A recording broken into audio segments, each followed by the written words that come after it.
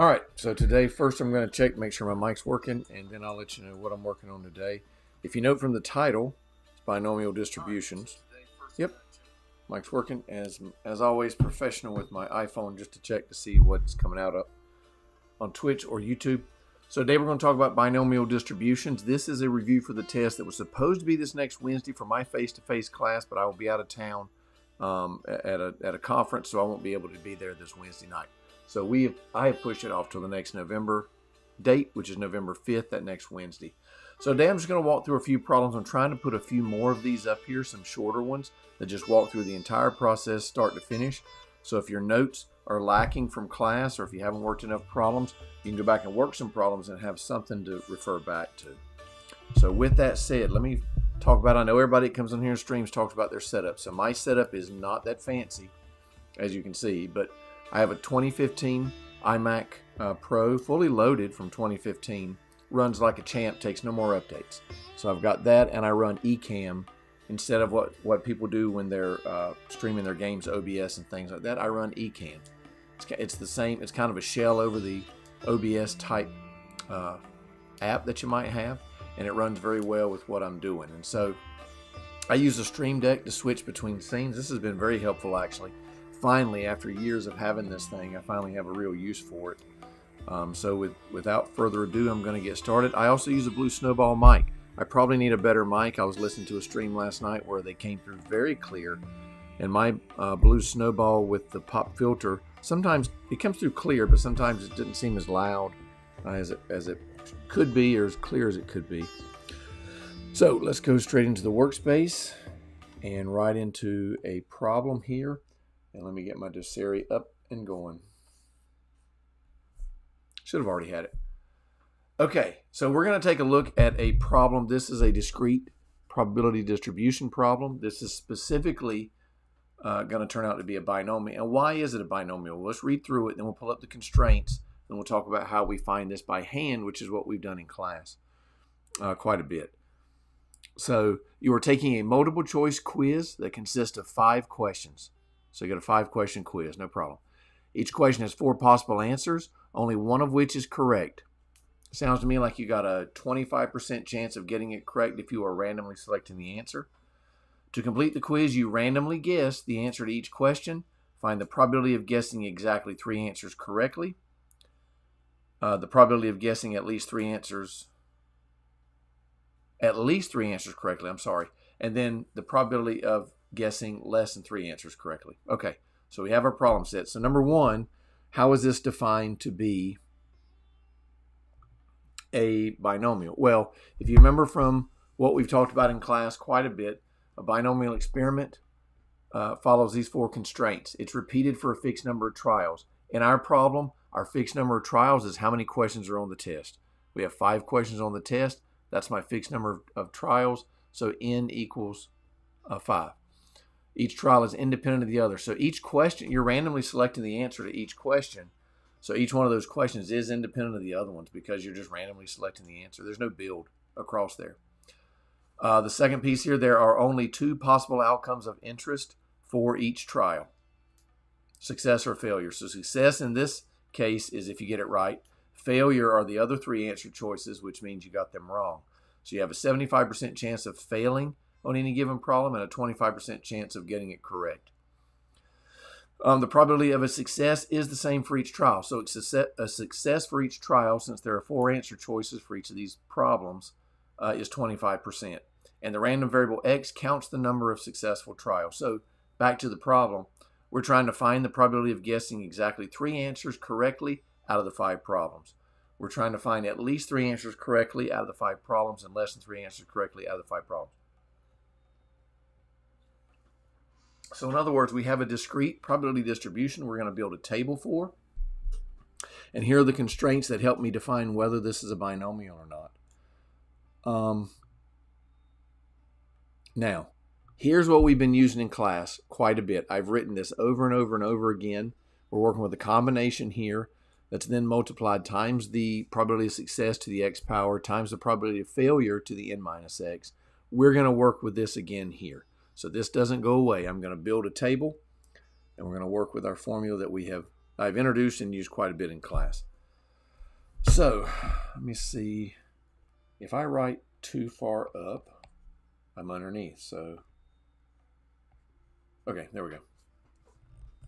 So the first thing I want to find is the probability that I get exactly 3 answers correctly. I'm gonna find the answer to A first by using the formula. So I'm going to go the probability of, we were looking at exactly 3 answers, is equal to, now over here at the side I'm going to put from this problem what we've got. So we've got how many trials? It's a fixed number of trials. There are 5 of them because there's five questions on this quiz.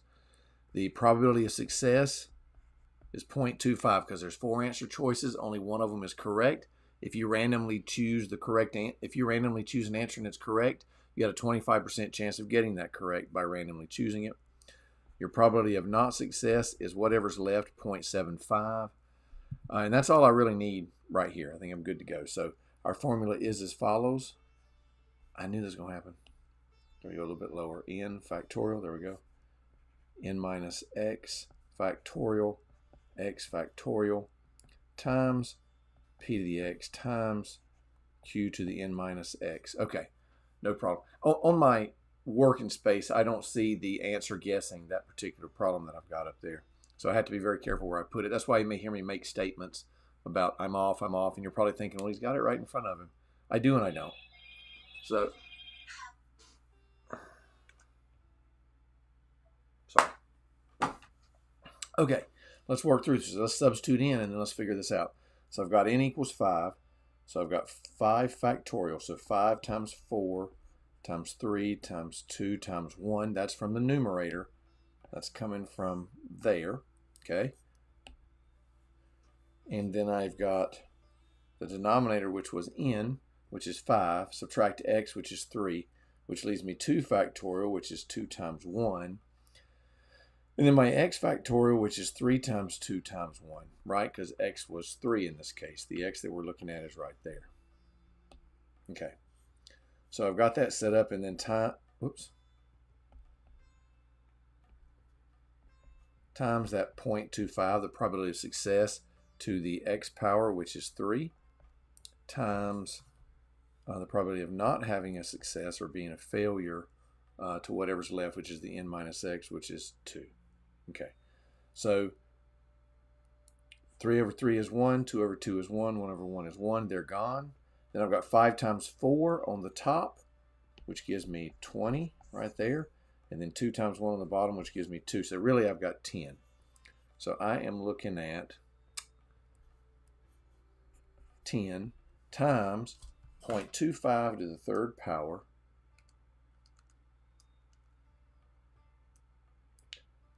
we'll go 0.02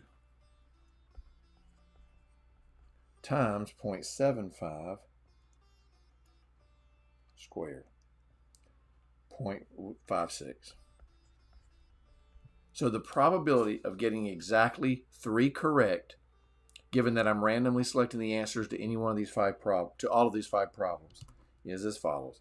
I have 0.02 times 0.56 times a 10, that's easy. So 0.112. So about 11% chance.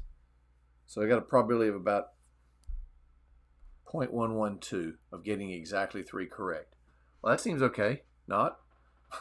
So if you're randomly guessing, you're just not going to get the right answer. Now, we all know when you're taking a test, you have some knowledge, even if you didn't study 100%. Maybe you sat in class and through osmosis, you got some of the items that can help you on the test. But there we go. So there's the first piece of it. So I have the probability of 3 is 0.112. So what I'm going to do,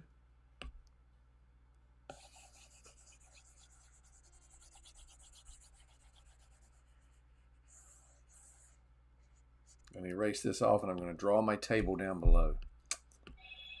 Gosh, hold on a second. We'll go with this darker color.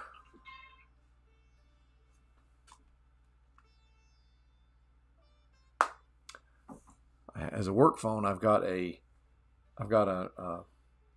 Razor, one of the Razor flip phones. I'm kind of enamored with it. I like it. but it gets the most spam calls I've ever seen, ever. It just keeps going and going and going. I bet they get 100 a day. My regular iPhone hardly gets any, maybe one in 6 months. So, okay. We are building the table. So the table looks like this. We've got some random variable x, which in this case is the number of successes by randomly selecting answer choices on a 5-question quiz, and the probability of x. So out of 5 problems, I could possibly get 0 correct. I could possibly get 1, 2, 3, 4, and 5. That's what I'm looking at. And 0.112, that was for 3, so 0.112. So I've got 1. Now I need to find the others. So in order to fill in this table, I'm going to switch. Well, no, I'm not. I'm going to work it down here at the bottom. I'm just going to switch colors real quick because I've got a little bit darker blue there. Let's lighten it up a little bit. And let's go through it again. So let's go the probability. And in this case, I want to go to the probability of 0. Okay. So I get 0 no. Still get 5 factorial on top. Then I get n minus x, which is 5 factorial on the bottom, and then 0 factorial. So that cancels, and I'm left with 1. So that's just all 1, times 0.25 to the 0 power times 0.75 to the 5th power. Okay.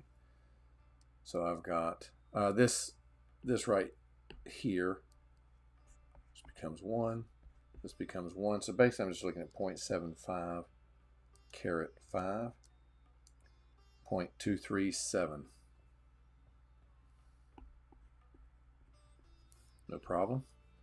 And I'm going to run through this as an exercise for you. And of course, if you're in my class and you're looking at this and you already have this down pat, feel free to move forward because we're pushing the calculator in just a little bit. So now let's look at probability of getting exactly 1. Okay, so that's still 5 factorial on top, 5 minus 1, so 4 factorial down here, and then 1 factorial times 0.25 to the 1st power times 0.75 to the 4th power. Wow. You see how that goes, right? So let me make sure I hadn't made any mistakes. So let's go. On the top, I've got 5 times 4 times 3 times 2 times 1. And on the bottom, I've got 4 times 3 times 2 times 1. So those 4 cancel out. I've got a 5 left at the top. I've got a 1 factorial, which is 1 left on the bottom. So I've just got 5 left. No problem. So I've got 5 times 0.25 times 0.75 caret 4.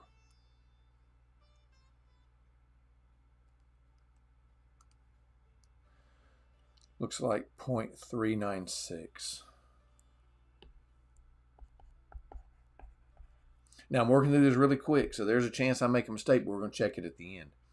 So this 0.396, but it's not taking me long. To get the hang of it, doesn't take but a second really. 0.396 was for 1. So already we're at. But okay, so think about this for a second. So in my mind, I am looking and saying, well, there's 24%, there's 40%. So you're looking at 64% down here. But we're guessing on a quiz. So what's the probability we get all 5 of them right? That's going to be, should be the lowest. 4 should be next to the lowest and so on. So I think we're still okay here. But that is just logically, I always look at this and think, might not work out. Let me erase this because 0.396. 3 didn't look right. Okay, on to the next one. Probability of getting exactly 2 correct, assuming that you are randomly choosing the answers to these 5 problems. So we get 5 factorial. N minus x is 5 minus 2, which is 3 factorial. And then x factorial, no problem. You see there's some patterns here. Maybe you picked up on that. And then there's 0.25 to the x, which is squared.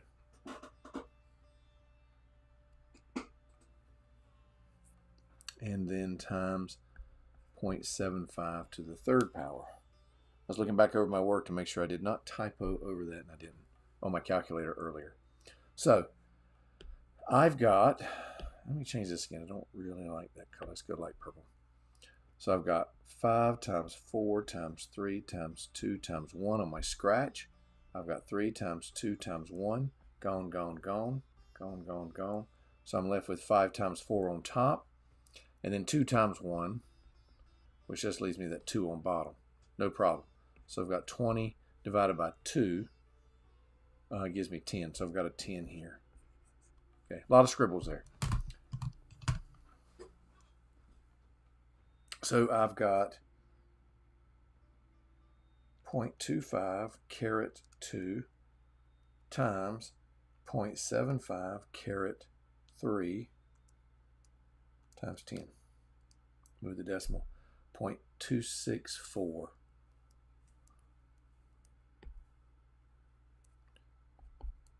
0.264. Great. Point. So 0.264. So I erase all this mess off. And again, lots of room for error. I'm running through these pretty quickly, but I'm going to check it at the end. So I got 0.264, then 0.112. Now we're going to go through the next one. And this is the probability that we get exactly 4 correct. I've got 5 factorial. N minus x, I've got 1 factorial. 4 factorial. See the patterns? I'm not going to point them out, but if you come across them, they're there. 0.25 to the x power times 0.75 to the 1 power. Okay, so here 4 factorial and 5 factorial cancels, and I'm left with a 5 on top because I got 5 times 4 times 3 times 2 times 1. 4 times 3 times 2 times 1 on the bottom. They all cancel. I'm left with a 5. And here I've just got a 1 because 1 factorial is 1. And so I've got 5 times. So I've got 0.25 caret 4 times 0.75 to the first power times 5. 0.015.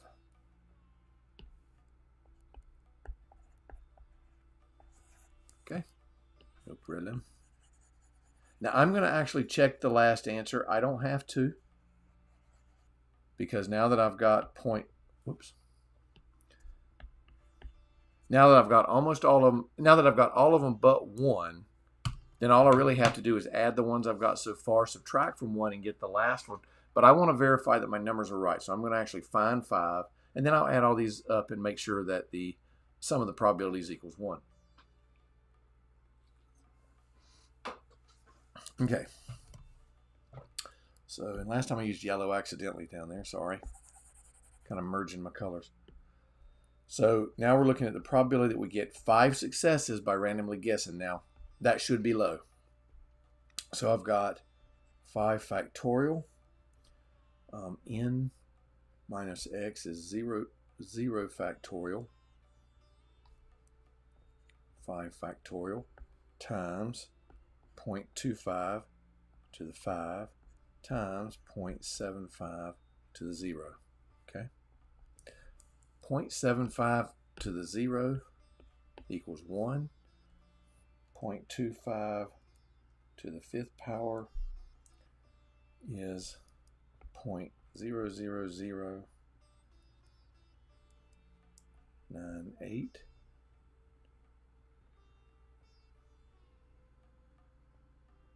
Yeah, that's right. So I got the 1, I got that, and then 5 factorial cancels with 5 factorial, leaving me 1. So that's just 1. So I basically got 0.00098 times 1. I don't need to put that in. So 9.8. So I end up with 0.00098. Awesome.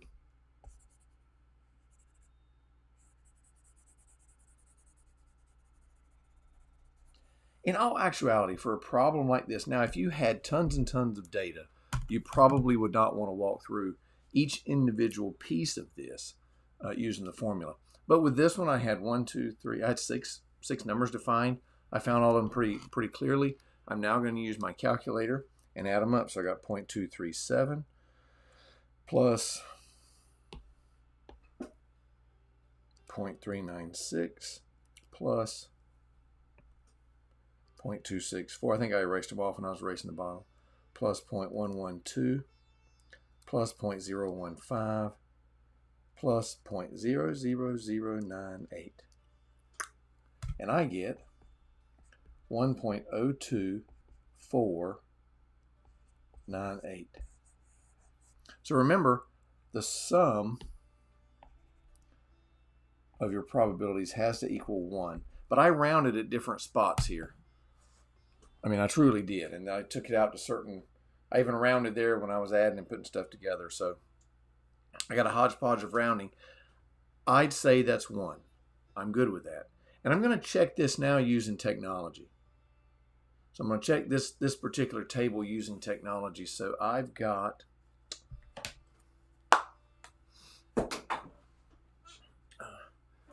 give me 1 second and I'm going to move on one page here. I can still come back to this, so I'll check my answers in a second. So let's go here and let's go to a different screen using my handy dandy Stream Deck. Let's go and work with the calculator. Okay, this is, it's getting kind of warm in here. This is a TI-84 calculator I bought through Apple that I'm just mirroring up to my screen. This one looks much like the calculator that we've got. The trouble is it also is missing some things that our calculator has. My stream from last night, I wanted to shade the normal curve. I wanted to show you how to graph that and how to shade it. And unfortunately, I can find shade defined on this calculator, but I can't find the actual how to shade using this calculator, even though it mirrors the TI-84. So I've got some limitations on this calculator. And I've got another calculator that also runs into the same issues. So I've got 6 in one, half a dozen in the other with each one of them. I'm just going to run with this one. So let me pull this over and clear the entire screen. So let's remember what we're working with here. We were working with n equals 5, the probability of success equals 0.25, and the probability of failure equals 0.75. And we were building a table with this, right? So we've got x, probability of x, and we had 0, 1, 2, 3, 4, and 5. As far as values that we could have after 5 problems that we were randomly guessing the answer to. And I ran out of room, but it's okay. I also ran out of room because my head is up there. And you're not going to be able to see in a second, but it's all right. Let's go to second vars, which brings up your distribution menu. We've worked with this quite a bit. And let's work with all the way down here at the bottom. Oops. We're going to work with the Binomial PDF. Now with normals, the video that I put up last night and some of the others I've had, we're working with CDF, which is a cumulative density function across that continuous spectrum. Now we're working with just discrete points, and that's all I want to pull out. So I'm going to use the Binomial PDF, hit enter.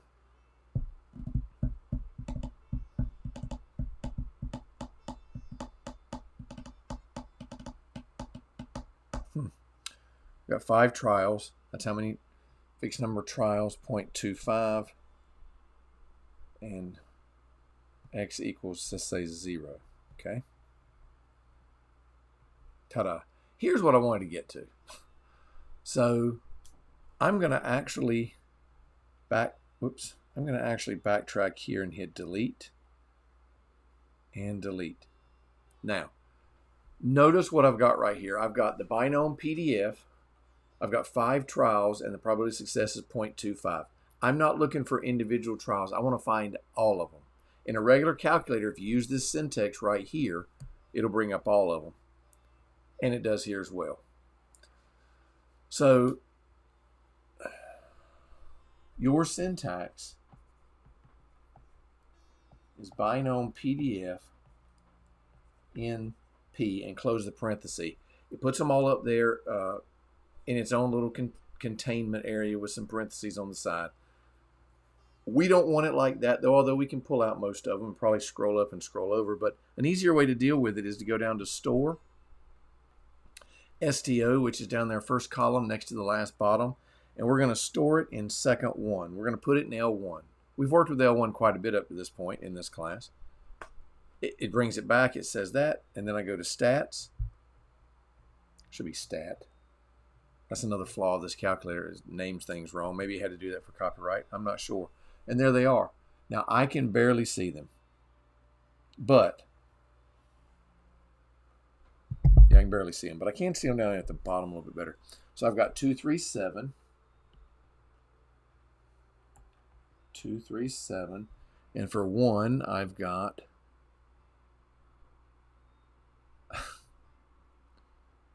0.396, it looks like. That's about right. And then for 2, I've got 0.264. For 3, I've got 0.088. Oh, that was for 3, I'm sorry. The next one over is 0.015. Can't see it, I recognize them there, but I'm writing them anyway. I can refer back to them. And then, yep, 0.00098. We were correct. So all of our numbers were the same. So if you go back to, or if I go back to my work screen and look, 237,396. 237,396. 2 is 264, and then 112. So the one that's off is the 3. This one right here, it seems to be off. Everything else seems to be the same.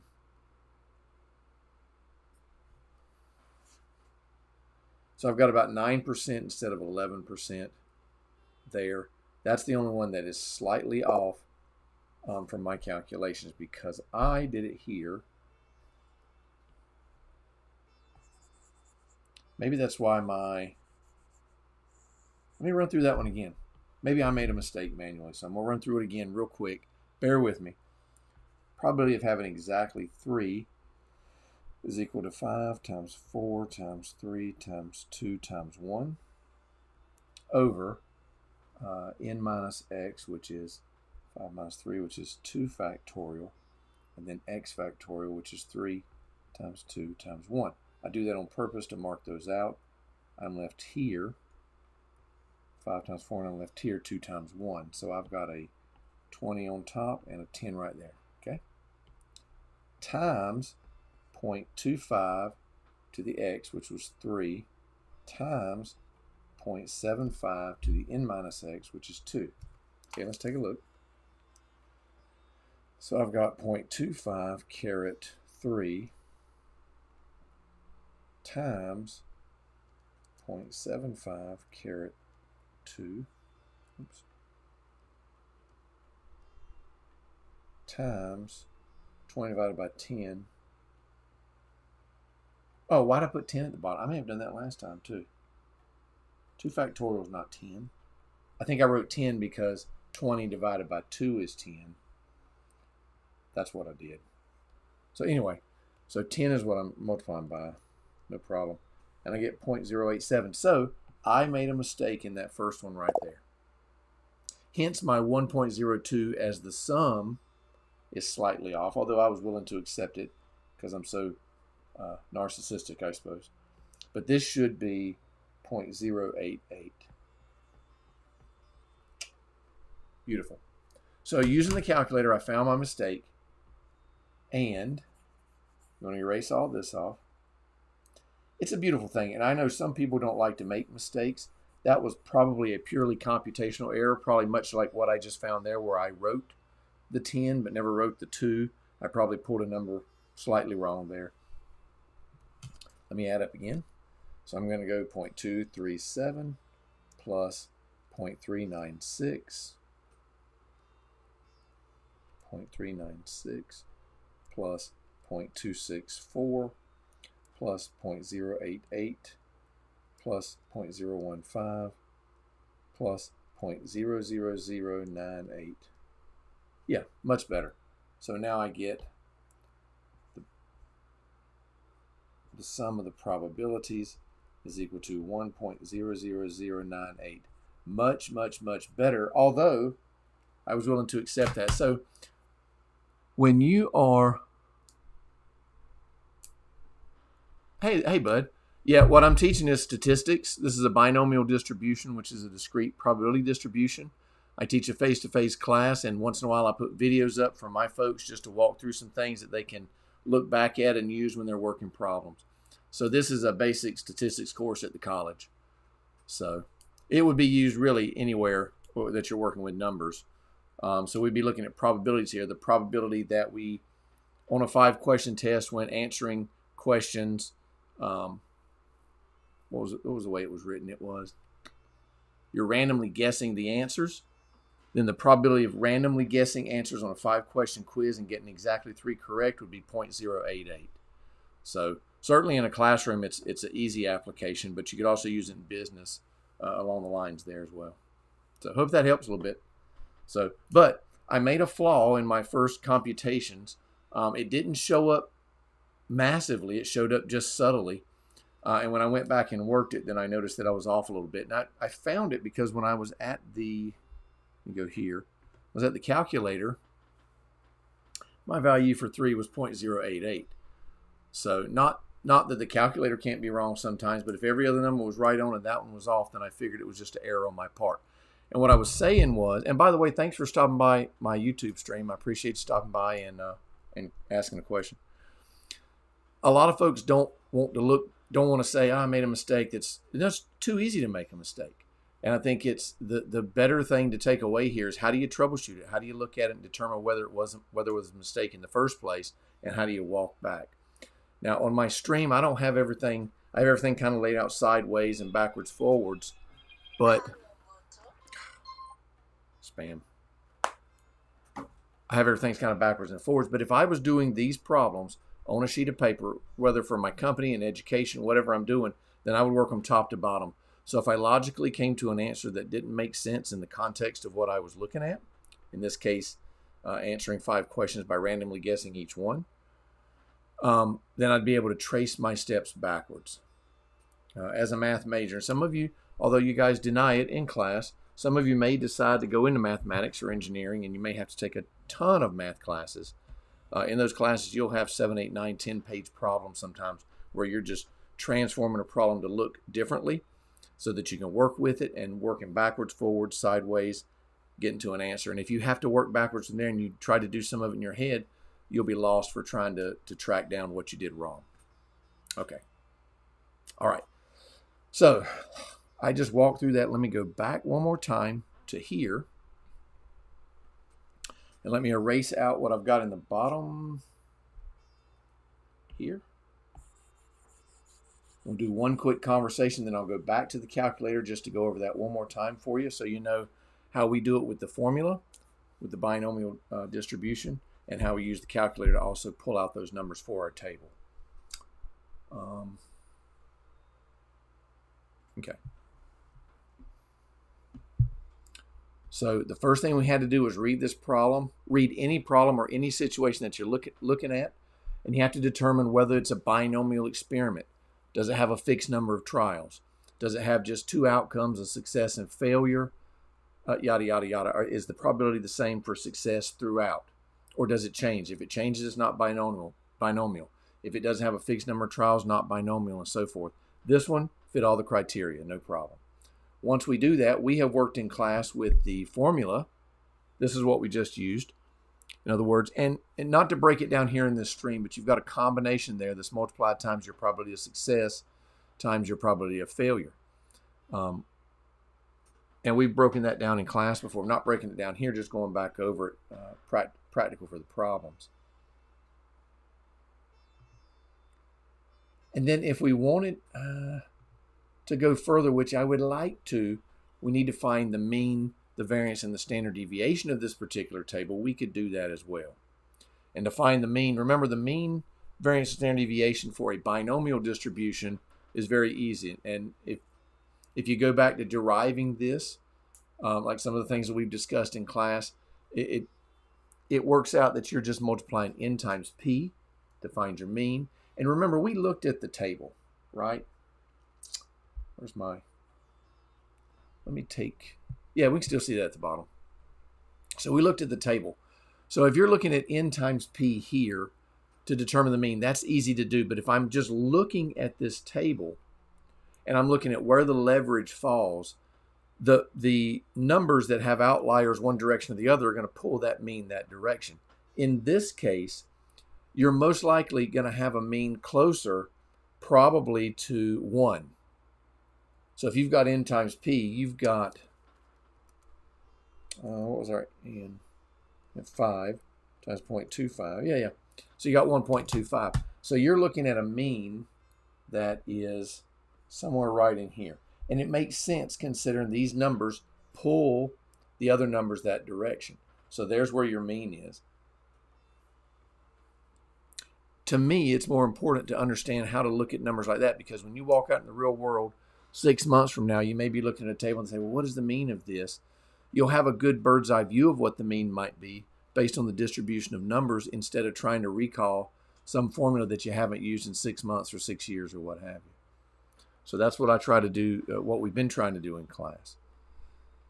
All right, so now let's go back to calculator because I want to cover this real quick and then I'll be done for the for this small stream.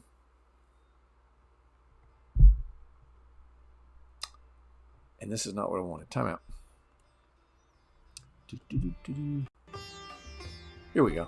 All right, so here are the steps for calculating individual probabilities for a binomial distribution. And I've got a surgery success down there at the bottom. Let me go up here.